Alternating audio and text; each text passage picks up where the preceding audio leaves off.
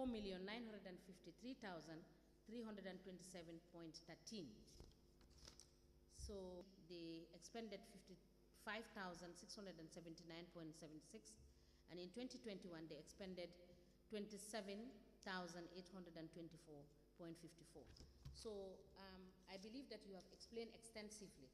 So all of these numbers, you couldn't have justification, and that is why you said the findings were advised. Yeah, and then even if you look at them, like capital and development expenditure, you see line items that naturally they are not capital items. Yes. But and then you go to even the goods and services, consumption of goods and services, you see things like training.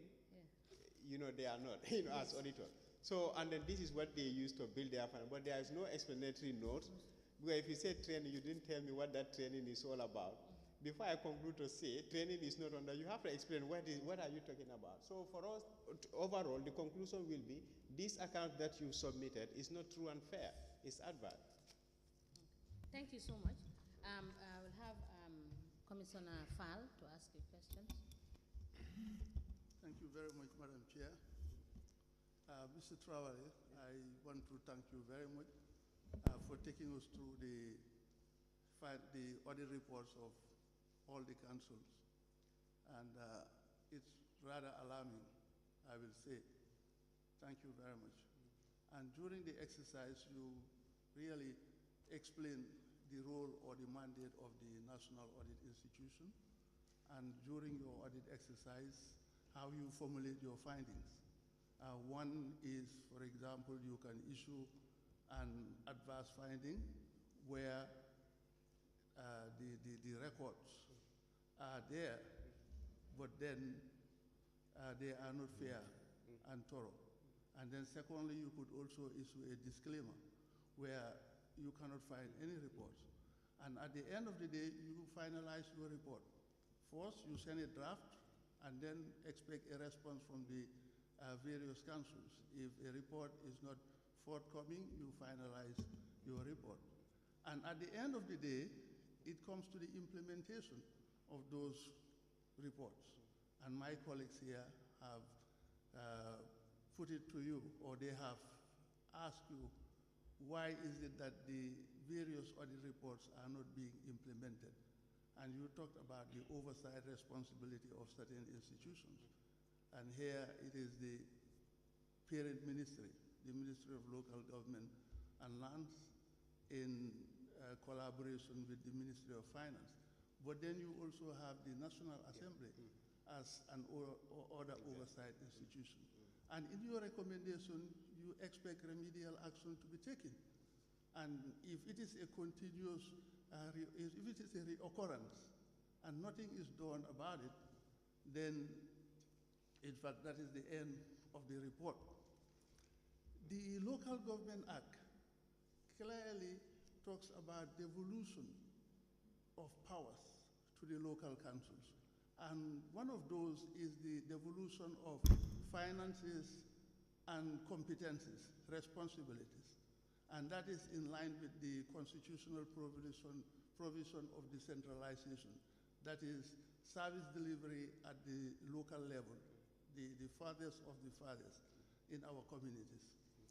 But with what we have seen from the audit reports, and for the councils clamoring about autonomy, they want to be autonomous, they want to be given the autonomy. With all we have seen, do you think that the councils have the financial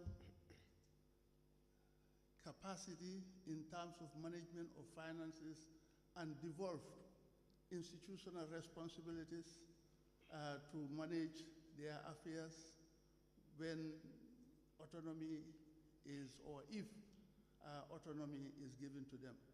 Seeing what is prevailing now, that reports are done or the reports exercise are carried out, and then when it comes to implementation, oversight responsibilities or institutions are not taking their responsibilities to make sure that audit reports, recommendations of audits are implemented.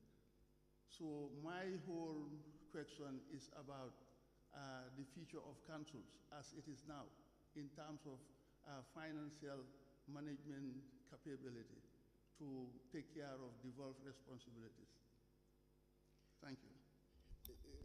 Yeah, to answer your question, usually to answer a question that is not in my report is difficult, but from experience, I can say it's in twofold. To answer the question now, in terms of managing the finance of the council, currently, a lot of work needs to be done. The people managing the finance of the councils, definitely something needs to be done about it. The competency is questionable. And then again, whether they can be given this autonomy, whether it's going to help. Again, maybe they can say, it is not, councils can say, it is not our problem because we don't appoint our finance directors, we don't appoint our CEO, I don't care. It's the ministry, it's the central government. Whatever happens, it's them. It's their staff. So I'm not going to put an extra mile, but if I know that now the power is me, to appoint my finance director, if there is anything I have to get accountable of my action, then maybe if my finance director is not doing what he or she is supposed to do, I have to take an action. I have to take that responsibility because I know it's on my head, rather than saying it's not my problem, it's the staff of the central government who are imposing it on them. This could be another reason. Another thing is the autonomy. If the central government are ready for the autonomy, they will say that, you know what, we have to restructure before we can give that autonomy status. Because to be autonomy doesn't mean that you will have that 100% independent. National Audit Office is an autonomy institution, but that doesn't mean that we are not accountable by the central government because we report to the National Assembly. We cannot do whatever we want to do. We are still part of the system. So the central government can say we are to make council autonomous, but to give them that autonomy status, we have to do a radical restructuring. We cannot just, with the way things are going, we cannot just say we give them their autonomy. We have to do a radical restructuring for all the council, bring competent people, bring systems in place, restructure all the council, revise their paying structure and then everything, and then all the staff that are in council overstaff, we have to eliminate that and then make sure that their autonomy structure is there, and then they will still be answerable to their action and they will be accountable for their action. This will be my answer as far as that question is concerned.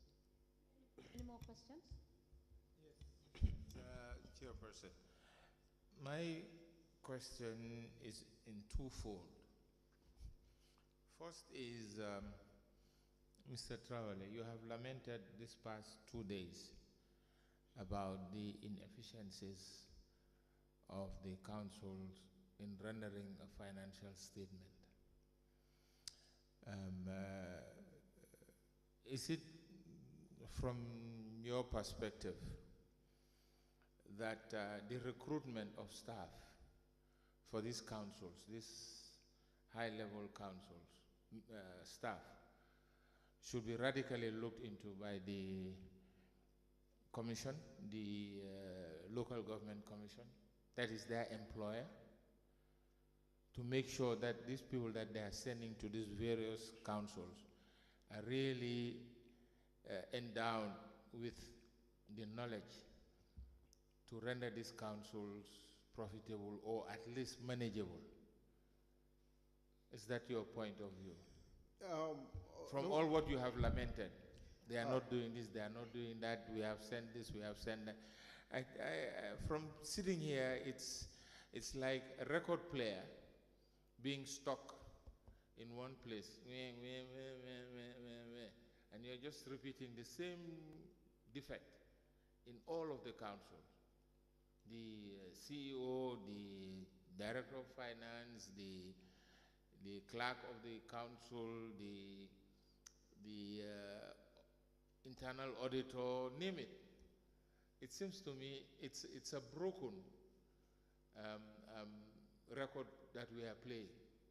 Just stuck with the same repetitive things that is happening with this council.